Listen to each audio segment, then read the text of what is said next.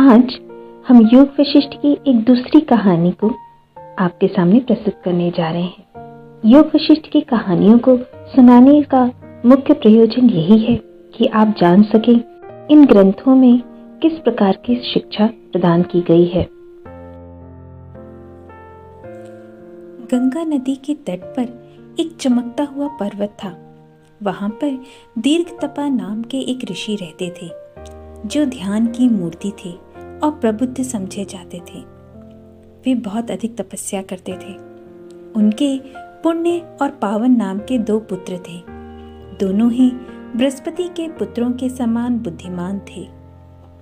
दीर्घतपा अपनी पत्नी और दोनों बेटों के साथ नदी किनारे रहते थे। समय के साथ दोनों बच्चे विवेक की उम्र में पहुंचे। दोनों में बड़ा पुण्य अपनी सभी खूबियों में दूसरे से श्रेष्ठ था। छोटा लड़का, उसकी बुद्धि आधी जागृत थी। समय बीतता गया। ऋषि को 100 साल पूरे हो गए और उम्र और दुर्बलता ने उनके शरीर और जीवन की ताकत को कम कर दिया। उनकी जीवन शक्ति क्षीण हो गई। अंततः दीर्घतपा ने अपना नश्वर शरीर उस पर्वत की गुफा में छोड़ दिया और हमेशा के लिए गुणों और विचारों से मुक्त शुद्ध चेतना की प्रकृति में लीन हो गए। ऋषि की पत्नी उनके निर्जीव शरीर को भूमि पे पड़ा हुआ देखकर उस पे गिर पड़ी। वो भी बहुत दिनों से अपने पति की आज्ञा अनुसार योगाभ्यास की आदी थी, इसलिए उन्होंने भी अपने शरीर को त्याग दिया। माता पिता दोनों की मृत्यु को देखकर बड़ा बेटा पुण्य उनकी अंत्येष्टि सेवाओं में व्यस्त हो गया, लेकिन छोटा पावन उनके जाने के दुख में गहराई से डूब गया। वो दुखी मन से व्याकुल होकर जंगल में घूमता फिरा। बड़े भाई की दृढ़ता ना पाकर वह शोक में विलाप करता रहा। बड़ा भाई पुण्य अपने माता पिता का अंतिम संस्कार करके जंगल में विलाप करते हुए अपने भाई की तलाश में चला गया। पुण्य ने कहा, मेरे भाई, तुम्हारी आत्मा दुहक के बादल से क्यों घिरी हुई है? इतनी अधिक मात्रा में आंसू क्यों बहाते हैं? यह जान लो कि हमारे पिता और माता दोनों सर्वोच्च आत्मा में अपनी परम आनंदमय अवस्था में चले गए हैं, जिसे मोक्ष या मुक्ति की अवस्था कहा जाता है। वही सभी जीवित प्राणियों का अंतिम सहारा है और वही सभी आत्मवश में रहने वाली आत्माओं की उत्तम अवस्था है। तो फिर उनके लिए शोक क्यों करें? तुम व्यक्ति व्यर्थ ही झूठे और निष्फल दुख में लगे रहते हो। तुम उसे बात का शोक कर रहे हो जिसका शोक नहीं करना चाहिए। वह ना तो अब तुम्हारी माता है और ना ही पिता है। आप उनके एकमात्र पुत्र नहीं है। हमारे माता पिता के पिछले जन्म में कई बच्चे थे और तुम्हारे भी पिछले जन्मों में हजारों माता पिता थे। इस संसार में हमारे बार बार जन्म लेने में हमारे मित्रों और संबंधियों की संख्या बहुत बड़ी रही है। तो यदि हमें अपने माता पिता और संबंधियों के वियोग का विलाप करना है जो मर गए हैं और चले गए हैं, तो उन लोगों के लिए भी क्यों ना विलाप करें जिन्हें हमने पिछले जन्मों में खो दिया है। संसार एक माया है। इस दुनिया में ऐसा कोई नहीं है जिसे हम अपना सच्चा दोस्त या दुश्मन कह सके। सभी हमसे किसी न किसी जन्म में जुड़े हुए थे। बात सिर्फ इतनी है कि सभी कुछ अस्तित्व में दिखाई देता है और फिर गायब हो जाता है।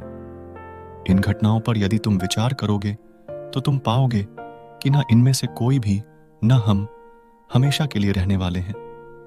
यह जान लो कि सभी प्राणी तुम्हारे लिए अनुकूल और उपयोगी है। संसार में ऐसा कोई व्यक्ति या वस्तु नहीं है जिसके साथ तुम्हारा किसी न किसी रूप में संबंध ना हो। इसलिए सभी प्राणियों के विभिन्न वर्गों में किसी को मित्र या शत्रु के रूप में देखना गलत है। वास्तव में प्रत्येक व्यक्ति हमारी सहायता करने के लिए ही है। हमारी धारणा, इच्छाएं विभिन्न परिवर्तनों को चित्रित करती है और हमारी दृष्टि के सामने प्रस्तुत करती है। किसी का मित्र के रूप में विचार उसे मित्र बना देता है। किसी को शत्रु समझने से वह शत्रु बन जाता है। चूंकि एक ही विश्वात्मा सभी जगह समान रूप से व्याप्त है, इसलिए एक को मित्र और दूसरे को शत्रु मानने का कोई कारण नहीं है। हमारी पहचान किससे बनती है? हमारे यह शरीर केवल हड्डियों, मांस और रक्त का एक संयोजन है। हमारी समझ की भांति मुझे पुण्य और तुम्हें पावन समझने पर मजबूर करती है। एक परम आत्मा समस्त अस्तित्व में व्याप्त है। तुम किसे स्वयं कहते हो और किसे नहीं। वास्तविक प्रकाश में देखने पर मैं या तुम जैसा कुछ भी नहीं है। आत्मा शाश्वत है, उसका कभी नाश नहीं होता। तुम्हारे कई जन्म हो चुके हैं। पिछले जन्मों में तुम्हारे कई मित्र और संपत्तियों रही हैं।